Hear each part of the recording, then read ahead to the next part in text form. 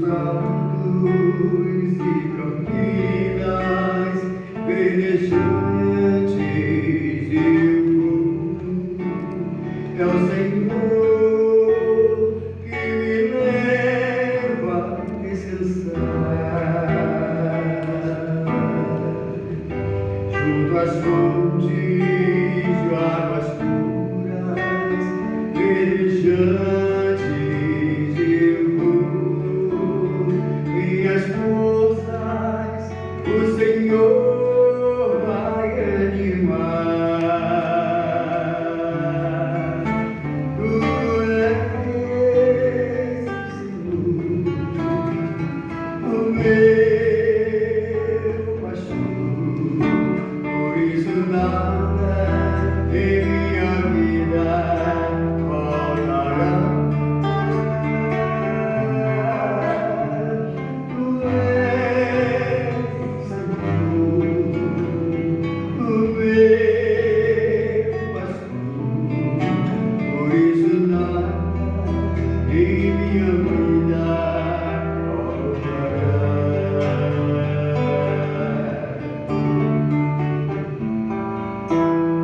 Nos caminhos mais seguros, junto dele eu vou, e para sempre o seu nome eu louvarei. Se eu encontro mil abismos dos caminhos eu vou, segurança sempre tenho em suas mãos. Tu és, Senhor, o meu pastor, por isso nada em minha vida faltará. Tu és, Senhor, o meu pastor, por isso nada em minha vida faltará. Em a frente, inimigo, confiante eu vou, tenho sempre o Senhor dentro de mim. Se o cajado me protege, eu jamais temerei. Sempre junto do Senhor eu estarei. Tu és, Senhor, o meu pastor, por isso nada em minha vida faltará. Quem sabe canta? Tu és, Senhor, o meu pastor, por isso nada em minha vida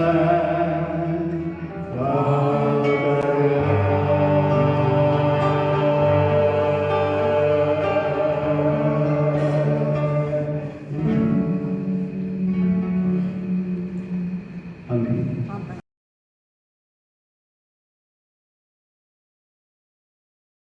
Mandou o seu empregado dizer aos convidados: veio, que tudo está pronto. Mas eles, um por um, começaram a dar desculpas. O primeiro disse ao empregado: comprei um sítio e tenho te dado uma olhada nele, peço que me desculpe.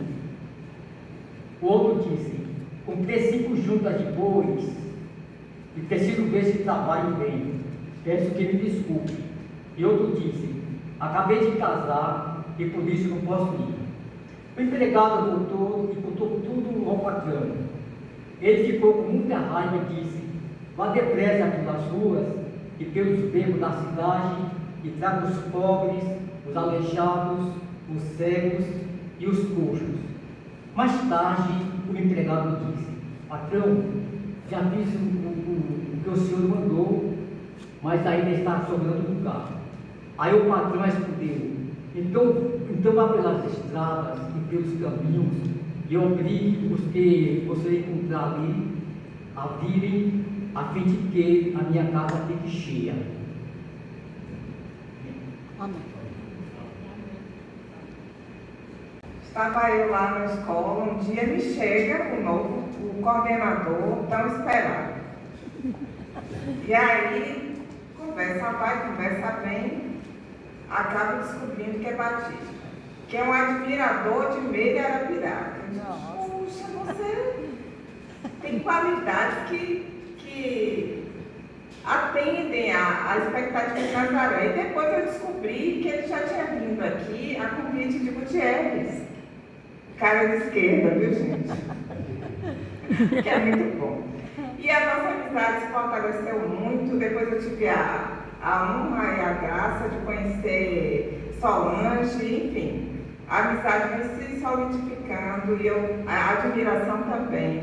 E hoje a gente vai ouvir um professor pastor ou um pastor professor.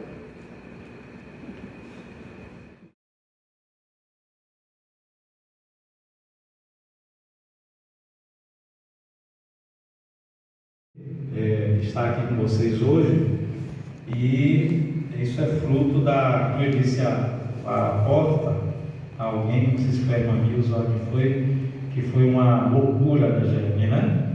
Em me convidar, porque nos primeiros contatos, quando nós tratamos das questões religiosas, eu disse para ela que era batista, mas que muita gente me considerava herege, né? Por causa de algumas posições que ao longo da caminhada, à medida que nós vamos estudando, refletindo, né?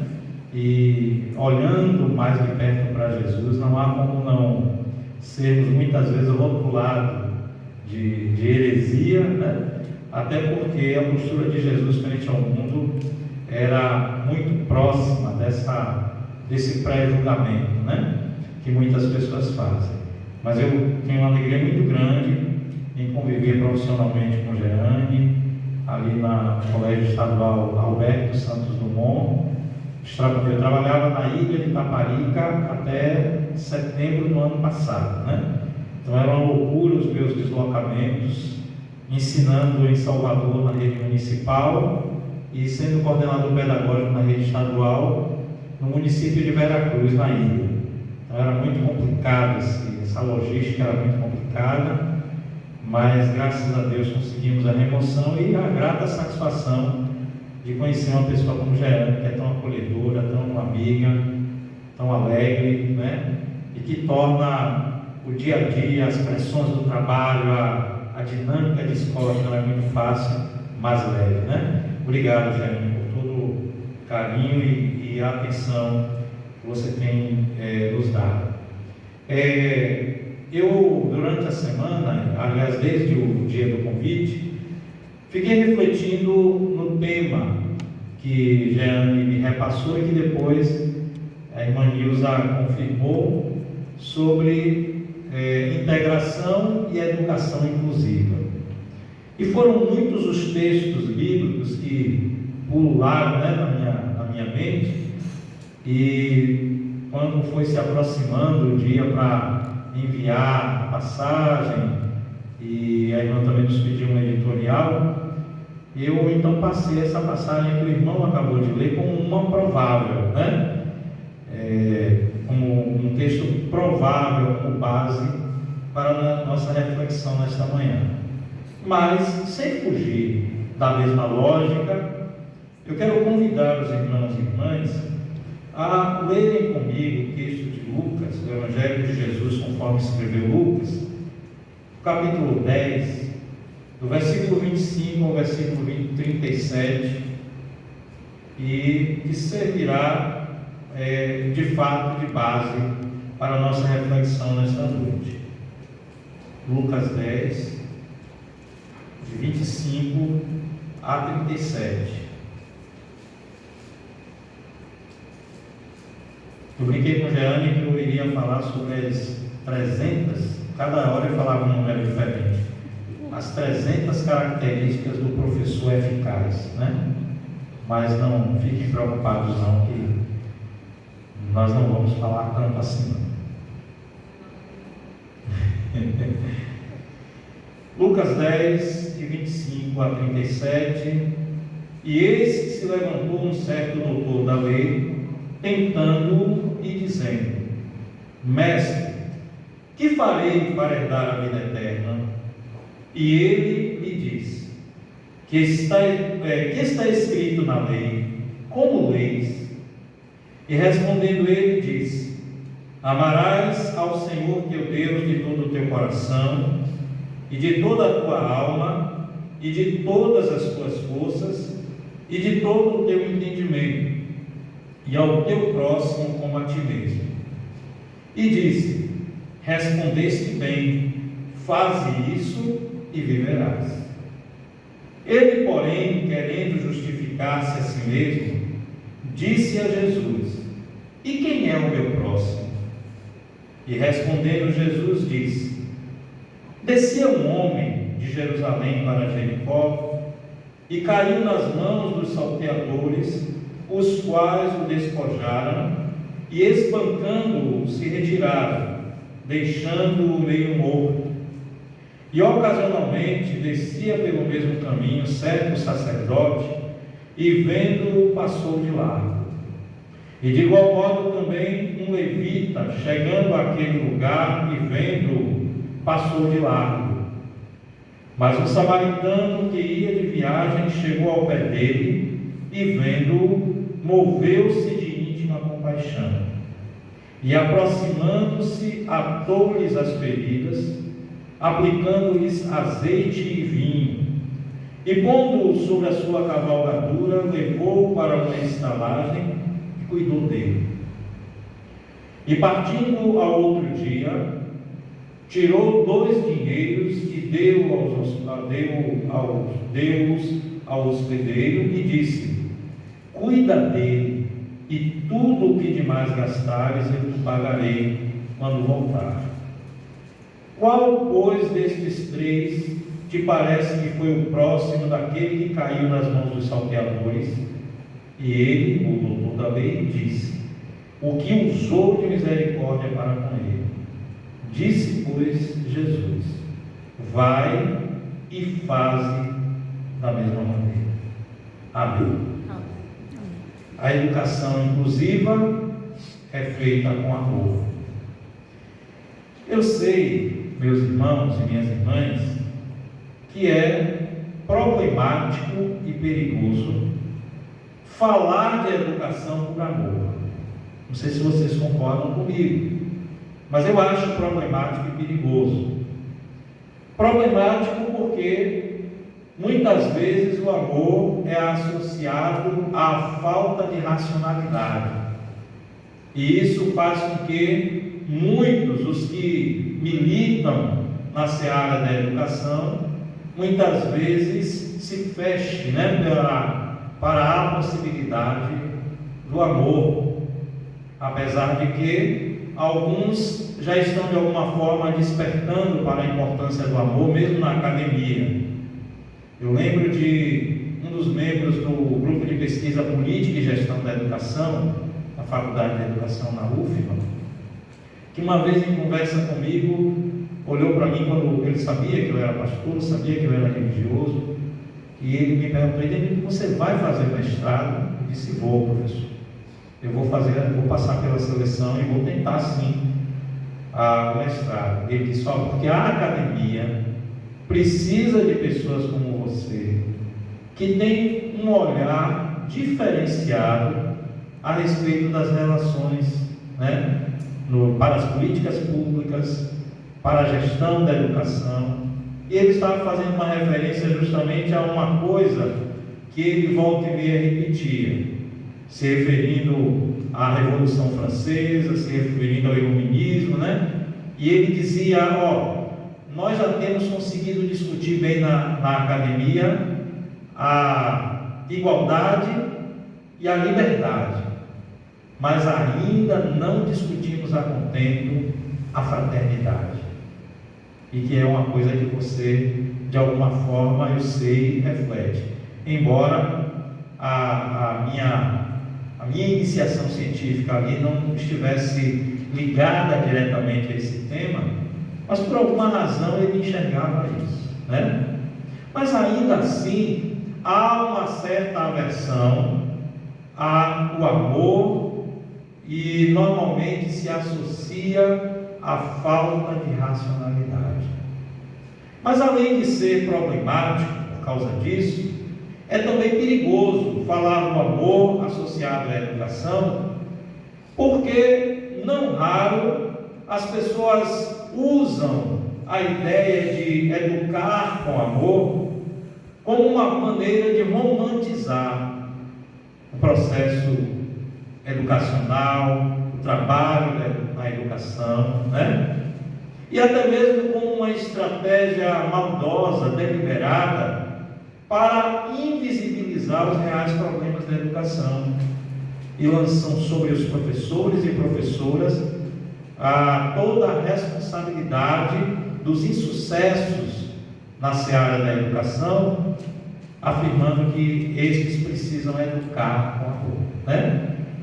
E esquecem-se das grandes demandas, das lutas políticas, de como também deliberadamente os professores e professoras são desrespeitados e desvalorizados, porque são seres muito perigosos, são seres que, como diz aí na poesia, que despertam a dúvida, que despertam o questionamento, que levam as pessoas a sonharem, que fazem com que as pessoas acordem para o seu potencial, para as suas possibilidades, e faz com que também as pessoas sejam levadas à criticidade, à reflexão, e portanto é uma gente perigosa, esse povo que é professor e professora.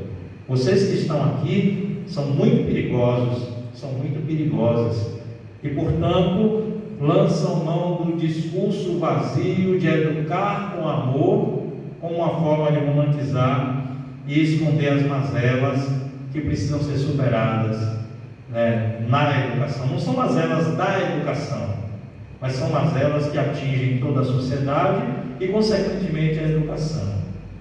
Eu sempre me lembro, e lembrei agora novamente, da célebre declaração de Darcy Ribeiro, quando perguntado a que ele atribuía a crise na educação.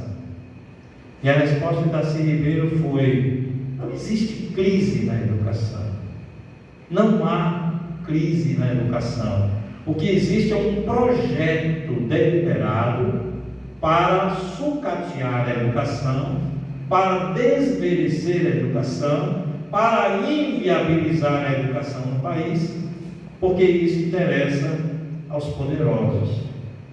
Então, gostaria nesse momento de tranquilizá-los, afirmando e prometendo que não é na perspectiva do distanciamento da racionalidade e nem na perspectiva da romantização da educação que nós estamos nos valendo da expressão educar com amor, né? Da educação inclusiva feita com amor. Nós sabemos muito bem que a educação é um dos mais importantes direitos humanos. E para que seja oferecido a todas as pessoas, como está na lei, né? A educação como um bem de todos, como um direito de todos, aliás, um dever do Estado, é imprescindível que haja, nos demos conta das implicações que estão presentes nessa declaração legal, no sentido de que ela seja inclusiva desde as concepções pedagógicas, as condições estruturais, a formação e qualificação dos professores e professoras, a valorização desses mesmos por meio de remuneração digna e condições apropriadas de trabalho, as metodologias e recursos que contribuam para atender todos os segmentos da sociedade na medida exata das suas necessidades, e não como algo estruturado, não é como diz a expressão, algo para inglês ver, mas como algo que de fato se comprometa com as implicações daquilo que a lei diz, um direito de todos e um dever do Estado. E quando nós refletimos sobre isso, precisamos ser honestos em afirmar que no tempo de Jesus, na época em que Jesus viveu entre os homens, evidentemente que não havia essa discussão de educação inclusiva, o termo não existia, não era mencionado, né?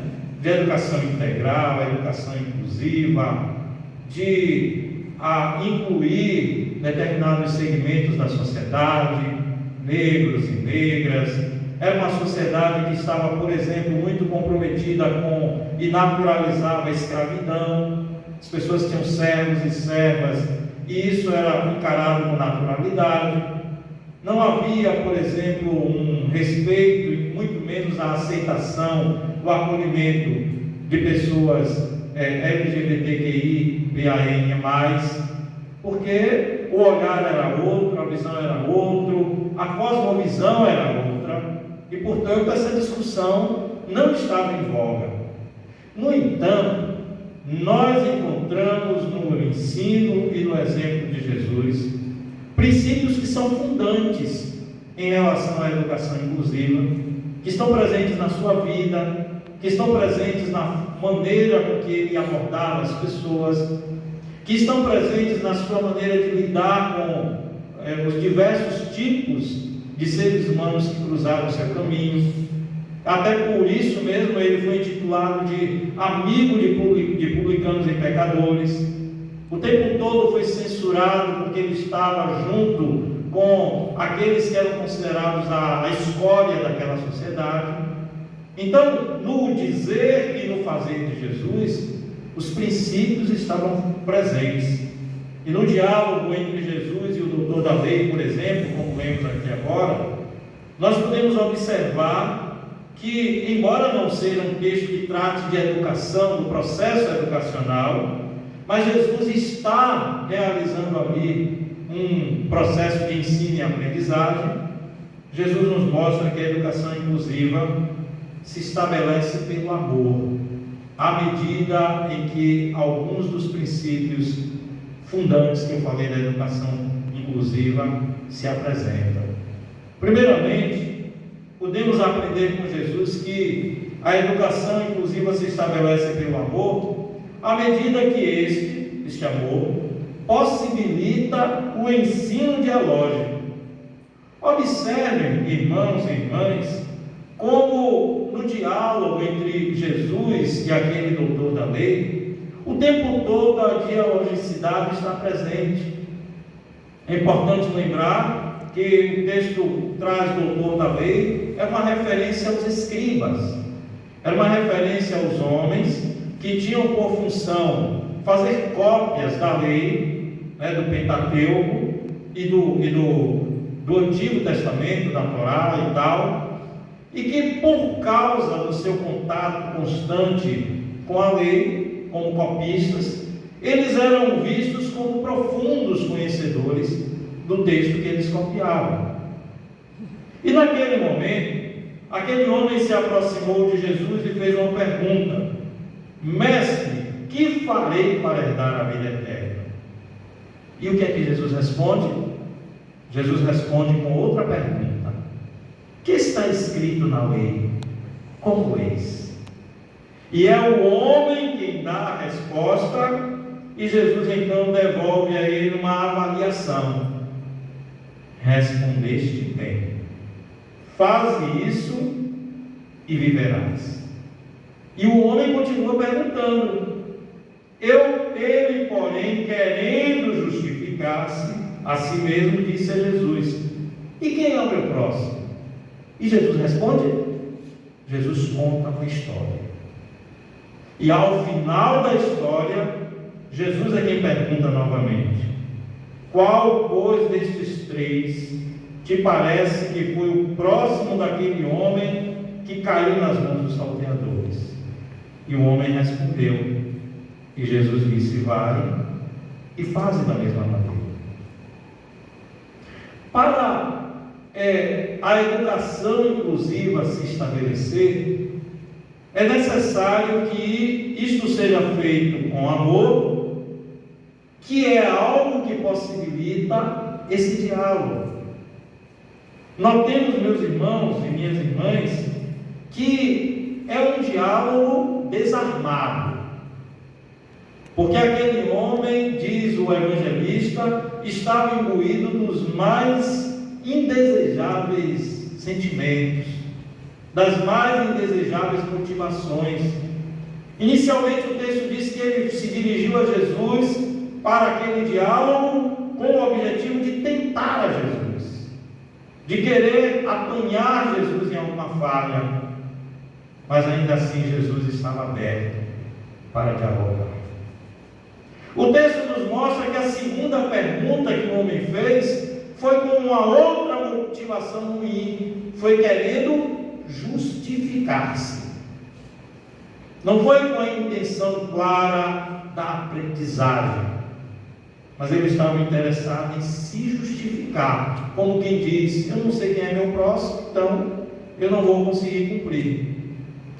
Porque na lógica dos líderes dos judeus, dos escribas, dos fariseus, a lógica é: se eu cumprir minhas obrigações com Deus, está tudo certo, está tudo bem, e aí o próximo é outra história. Tanto é que Jesus denuncia isso em Mateus no capítulo 23, em Mateus no capítulo 15, quando ele é censurado, Jesus é censurado por comer sem lavar as mãos. Não é que Jesus faltasse com a higiene, mas é porque lavar as mãos, o ritual da purificação dos judeus, era um ritualismo, e não necessariamente uma medida de higiene daquele tempo.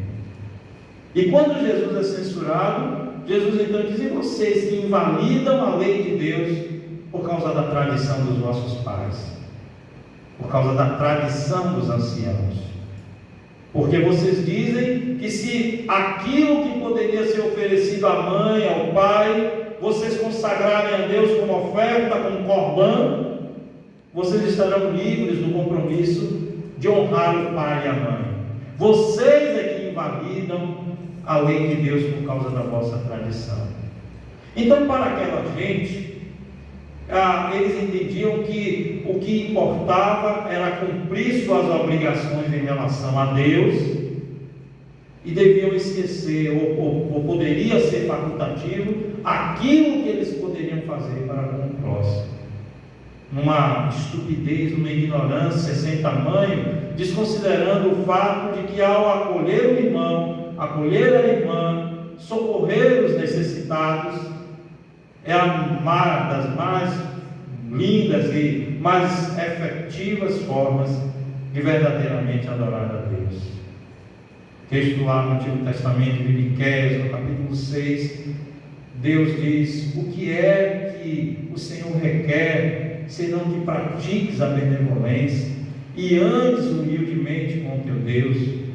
Em Isaías, no capítulo 58, Deus diz assim: porventura é este o jejum que eu escolhi, que vocês rasguem suas vestes, que coloquem sobre a cabeça cinza e se vistam de saco? Porventura não é que repartas o teu pão com o faminto, e vendo o nu o cubras, e não te escondas da carne do vosso próximo? Este é o jejum que agrada a Deus. Então havia uma ignorância, uma estupidez, mas mesmo assim Jesus estava pronto a dialogar amorosamente, de maneira desarmada, meus irmãos e irmãs. Ele sabia, ele conhecia aquela gente, mas mesmo sabendo que ele era alvo de uma tentação, mesmo ele sabendo que ele era alvo de um insulto, de uma tentativa de ser enredado, ele estava disposto a ouvir e a dialogar. Jesus mostra também que esse ensino dialógico é a partir dos conhecimentos prévios, porque Jesus pergunta a ele: que está escrito na lei? Como leis? O que você sabe sobre isso? Qual é o seu entendimento sobre isso? E isso é freiriano. Isso é freiriano. Entender que as pessoas não são tábua rasa. Entender que as pessoas que se aproximam de nós sejam para aqueles que atuam profissionalmente na educação, como professores, como professoras, ou nas nossas relações de modo geral. Porque, na verdade, o processo educativo, ele se dá na vida, né? Ele se dá por meio das nossas relações.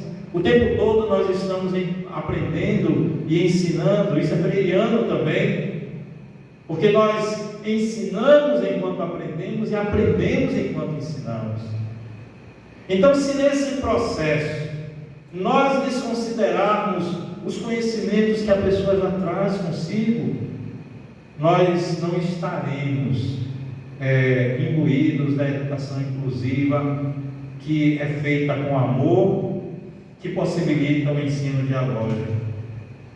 O texto nos mostra também que esse diálogo acontece com o auxílio da leitura de mundo. Olha Paulo Freire novamente.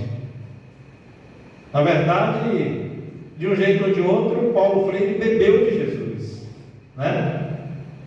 E não é à toa que Paulo Freire, na sua trajetória, tinha sim uma ligação muito importante com as comunidades eclesiais de base, né?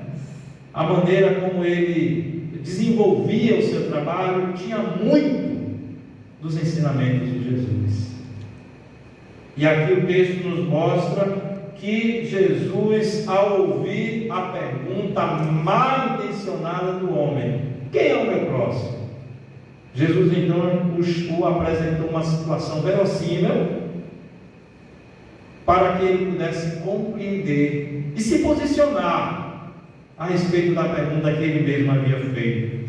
E ele conta a parábola que ficou conhecida como a parábola do bom samaritano, né? Essa palavra, esse título inclusive da parábola é muito questionado entre alguns teólogos, né? Porque ela já traz em si um certo ranço do preconceito com os samaritanos, como se todos os samaritanos fossem ruins e aquele fosse uma exceção. O bom samaritano é parecido com o que as pessoas dizem do ladrão da cruz: o bom ladrão. Já ouviram isso? Porque ele se arrependeu, então ele é o bom ladrão. Ele era um ladrão mesmo, mas ele se arrependeu. E aqui era um samaritano na história de Jesus. Veja que Jesus em momento nenhum usa a expressão o bom samaritano. Era um samaritano, mas que era um escândalo para os judeus, um samaritano com esse coração, com esse altruísmo, com essa compaixão, com essa misericórdia. Mas Jesus apresenta esse homem deliberadamente e narra toda a história, conta toda a história e depois pergunta ao homem: quem foi o próximo? O sacerdote que passou de largo, só olhou de longe e não quis nem tomar conhecimento do que se tratava. O levita, outro religioso, que passou de largo, que estava ouvindo da adoração, estava ouvindo do culto, mas foi embora e não deu a mínima para aquele homem. Ou aquele homem que parou, que estava de viagem e parou para poder socorrer aquele homem caído no caminho. E aquele doutor da lei, incapaz de se despir dos seus preconceitos, da sua maldade, da sua incapacidade de fazer o que Jesus estava propondo, ele responde: o que usou de misericórdia para com ele? Ele é incapaz de dizer o samaritano. Mas Jesus Cristo usou, a leitura de mundo, o levou a pensar, a refletir sobre uma situação que poderia perfeitamente ter sido real, poderia perfeitamente acontecer naquelas estradas ali da Palestina. Então, a educação inclusiva, ela se estabelece pelo amor que possibilita o ensino dialógico, o ensino através da interação entre as pessoas, como Paulo Freire também afirmou: ninguém educa a si mesmo, ninguém educa a ninguém, mas os homens educam-se mutuamente, mediatizados pelo mundo. À medida que há interação, à medida que há essa atitude do diálogo, de um diálogo desarmado, de um diálogo que não desconsidera os conhecimentos dos outros, de um diálogo que está disposto a fazer a leitura do que se passa à nossa volta, de analisar, de refletir, para conseguir aprender, para conseguir ser melhor e oportunizar a que os outros também o sejam. A educação inclusiva, irmãos e irmãs, é feita com amor. Não o amor da romantização da educação, não o amor que exclui a racionalidade, mas o amor que considera a integridade da vida. Nessa passagem nós encontramos uma riqueza enorme de ensinamentos, e uma delas é exatamente sobre a integridade da vida. Primeiramente, ao perguntar ao doutor da lei: que está escrito na lei? Como leis? Aquele homem então faz a citação para nós, Deuteronômio capítulo 5, e respondendo ele diz: amarás ao Senhor teu Deus de todo o teu coração, de toda a tua alma e de todas as tuas forças e de todo o teu entendimento, e ao próximo como a ti mesmo. Quando eu era menino, não tem muito tempo, eu ouvi uma pregação que eu guardei no meu coração para o resto da minha vida. Tanto é que atualmente eu estou citando ela novamente, Pastor Valdir, irmão de Edivaldo, um dia pregou lá na Igreja Batista, na primeira Igreja Batista do Abate, que é a nossa igreja de origem, na adolescência, e ele um dia pregou sobre o amor café.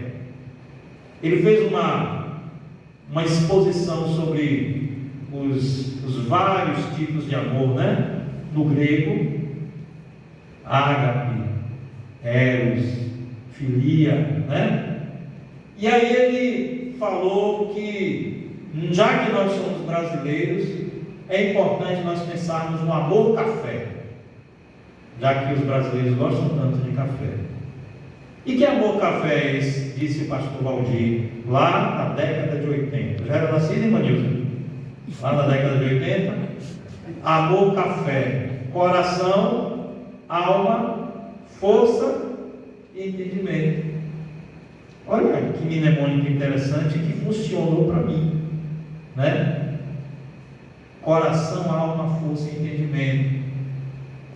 Mas quando nós lemos essa declaração da palavra de Deus, que o próprio Deus afirmou, nós estamos diante aqui da integridade da vida. Diferentemente de alguns que acreditam na departamentalização, na fragmentação do amor, o que a palavra de Deus nos traz é justamente o contrário. São as várias dimensões da vida humana contempladas no ato de amar, na atitude de amar. Deus nos convoca a amá-lo envolvendo todas as dimensões da vida, envolvendo o intelecto, envolvendo as emoções, envolvendo o corpo, envolvendo o espírito, a alma, dependendo aí dos que é dicotomista, tricotomista,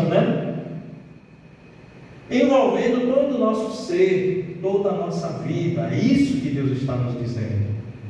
E que aquele homem, mesmo mal intencionado, lembrou bem quando Jesus perguntou o que é que ele tinha lido na lei, como é que ele lia: amarás ao Senhor de todo o teu coração, de toda a tua alma, com todas as tuas forças e de todo o teu entendimento. E completa dizendo: e ao próximo como a ti mesmo. A educação inclusiva é feita com um amor que considera este fato, que considera esta realidade da integridade da vida, no envolvimento de todas as dimensões de modo igualitário. Entre os evangélicos, entre o povo religioso que se diz cristão, pelo menos a parte hegemônica, vamos dizer assim, né? Está muito presente essa fragmentação, essa coisa da vida espiritual e vida material, né? Volta e meia alguém fala, peço oração por minha vida. Quando eu era adolescente lá no Lobaco, eu via muito isso, no culto de oração. Peço aos irmãos que orem pela minha vida espiritual, né? E pela minha vida material. O espiritual era ler a Bíblia, orar, frequentar os cultos, né? Material era o trabalho, eram os estudos, eram os relacionamentos de amizade, o relacionamento sentimental, os relacionamentos entre homem e mulher, ou entre as pessoas que se queriam, né, para uma relação. Mas na palavra de Deus nós aprendemos que Deus nos vê na nossa totalidade. Não é a desconsideração das nossas múltiplas dimensões, mas é o entendimento de que todas elas são importantes, todas elas têm valor, todas elas devem ser consideradas, e entendemos que não há como nos oferecermos a Deus em serviço sem que o nosso corpo esteja envolvido, sem que as nossas emoções estejam envolvidas, sem que o nosso potencial intelectual esteja presente.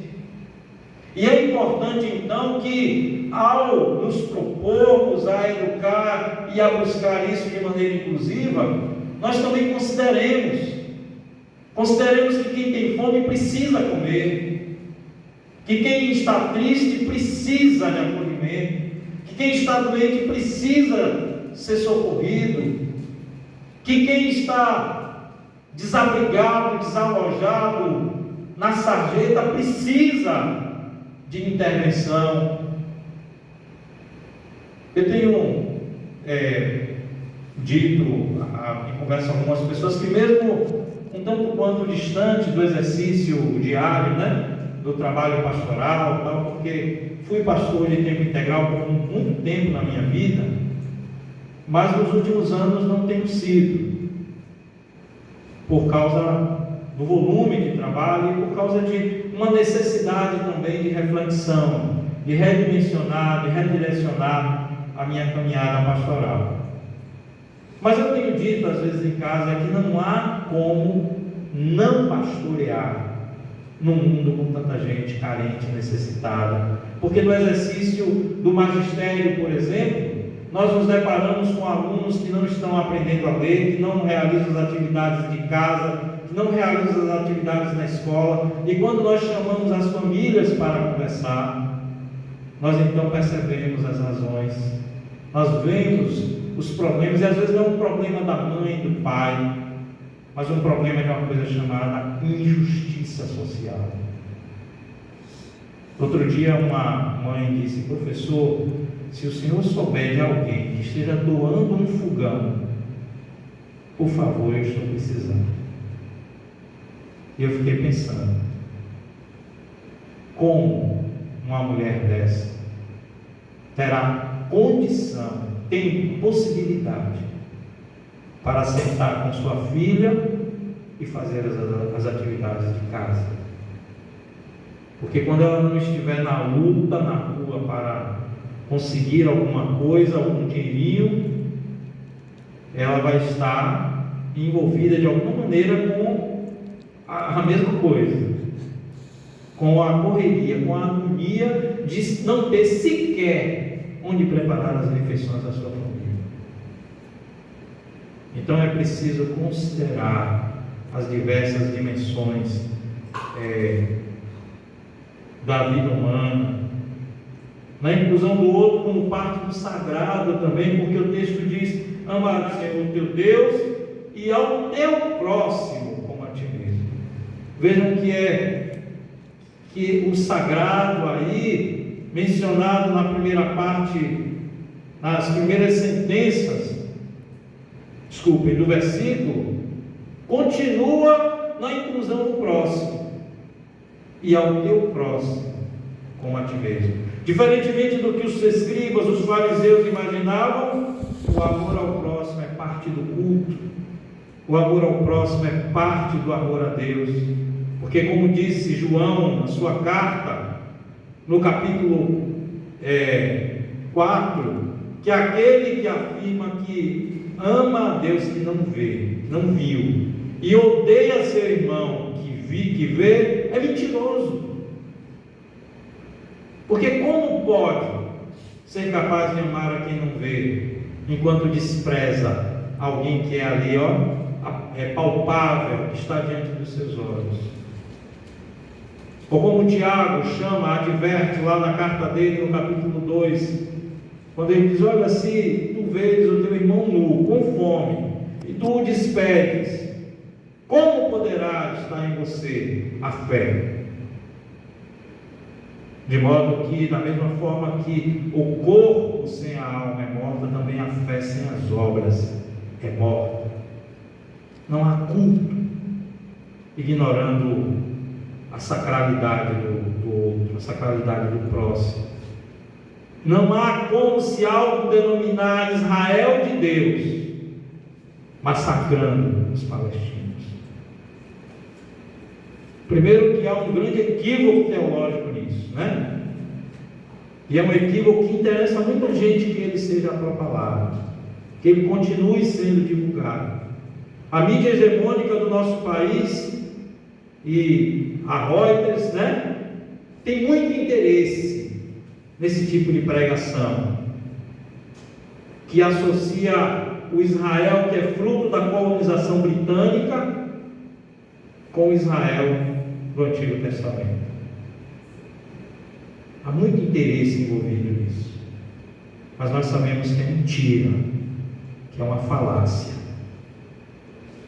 e que estão usando o ataque que o Hamas perpetrou contra Israel, que também merece a nossa reprovação, mas estão usando isso como pretexto para aniquilar toda uma geração de palestinos, para fazer uma limpeza étnica.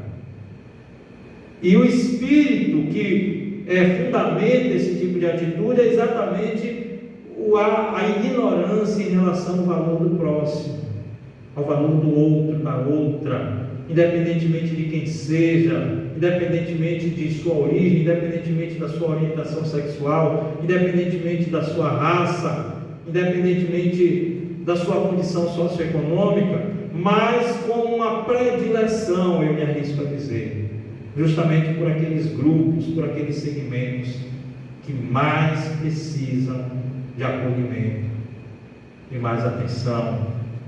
Mas nós precisamos levar em conta o sagrado que está presente no ser humano. Afinal de contas, nós repetimos não sei quantas vezes que Deus fez o homem à sua imagem e à sua semelhança, o homem, a mulher, à sua imagem e à sua semelhança.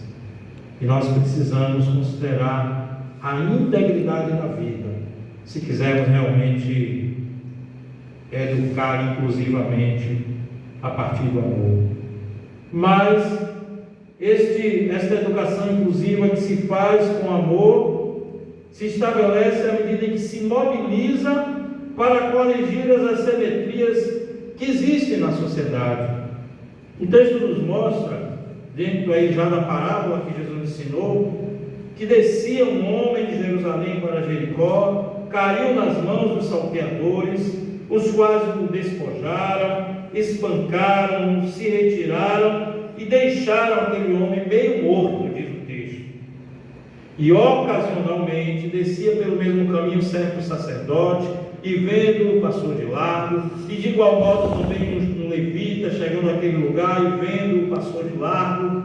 Mas um samaritano que ia de viagem chegou ao pé dele e vendo-o moveu-se de íntima compaixão, e aproximando-se atou-lhes as feridas, aplicou-lhes azeite e vinho, e, pondo-o sobre a sua cavalgadura, levou-o para uma estalagem e cuidou dele.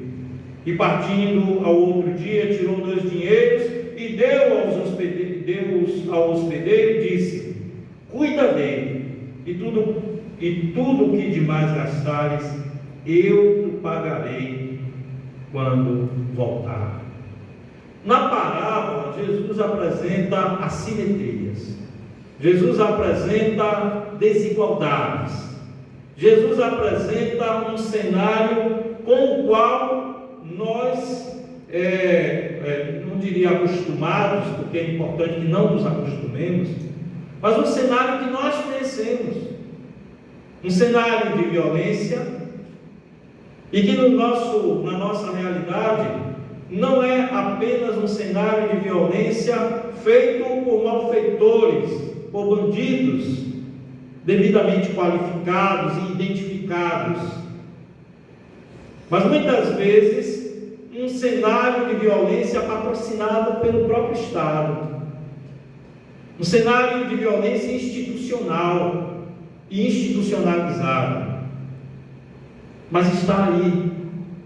E nós que afirmamos ser seguidores de Jesus, precisamos entender qual é o nosso papel neste cenário de violência.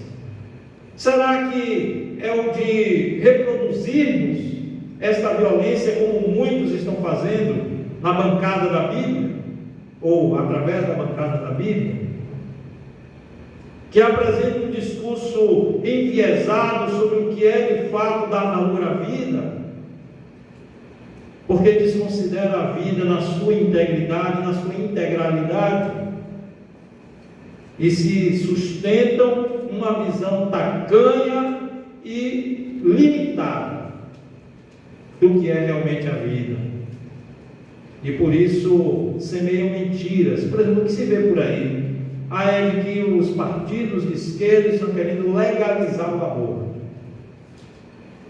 Isso não é verdade. O termo certo não é legalizar aborto. O termo certo é descriminalizar o aborto. Ou seja, é a posição de encararmos essa questão tão séria em nossa sociedade, não a partir de um ponto de vista policialesco,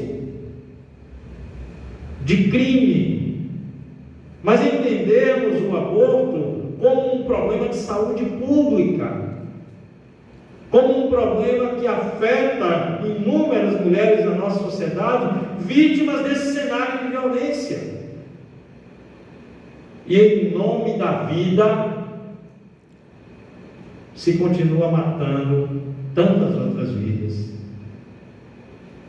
Mas vivemos numa conjuntura em que aqueles que deviam estar propagando, se mobilizando para corrigir as assimetrias, estão referendando-as, desejando que as coisas continuem como estão, porque Jesus vai voltar, porque não se precisa fazer nada mais, que tudo é assim mesmo, e que tudo é cumprimento da Bíblia, tudo é cumprimento das profecias.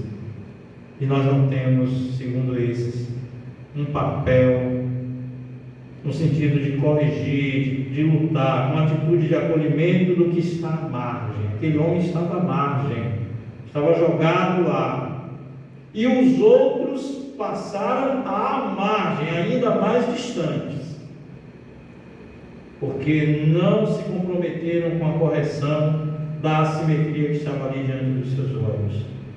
Mas é importante também entender que essa mobilização para corrigir as assimetrias causadas pela injustiça precisa ser feita com investimento de tempo, recursos e conhecimentos.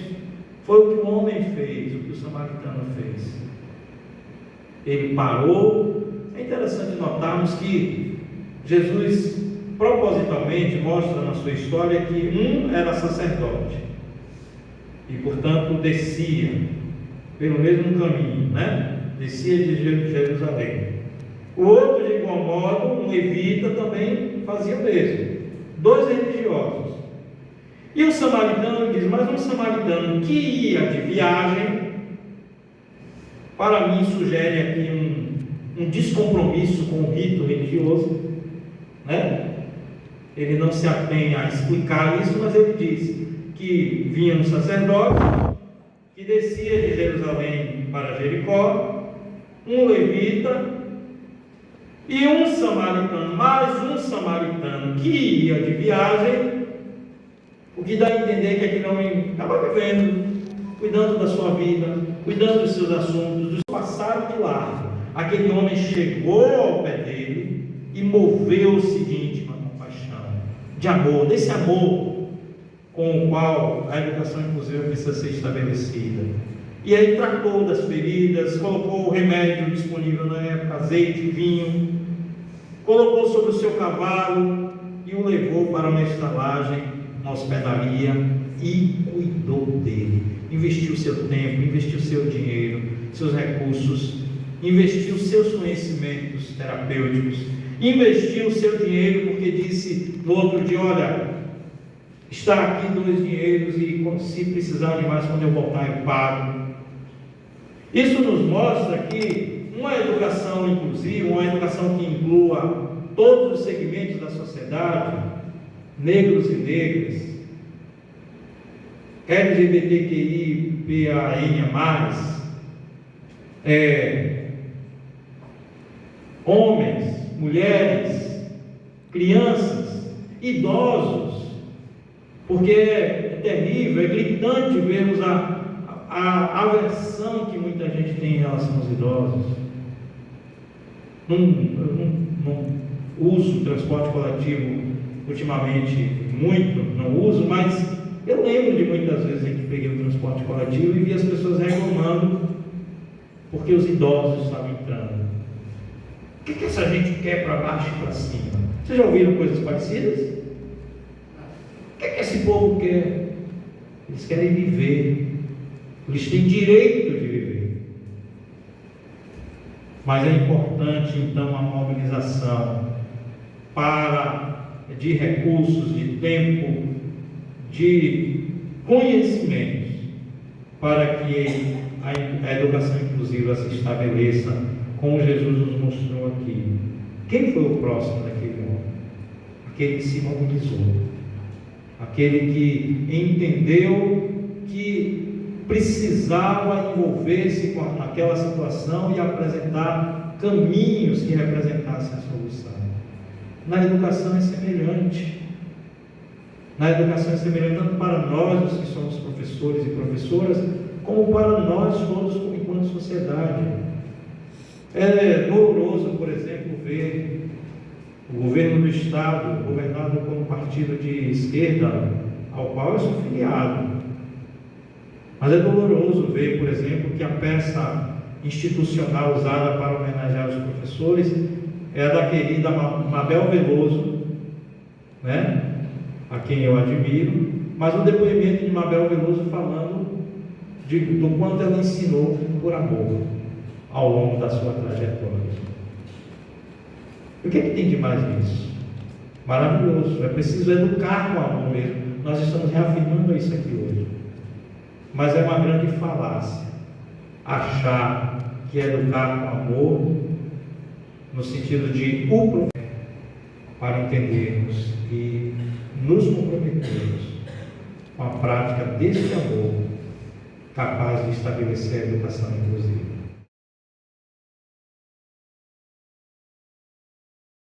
Oração pela criança.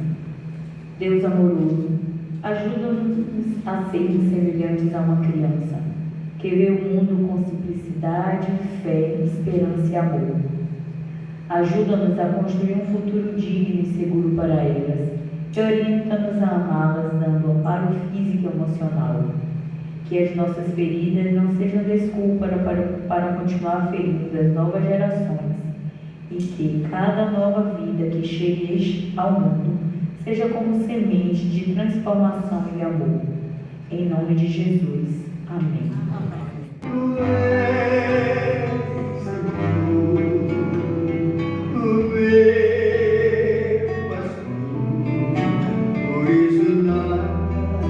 em minha vida.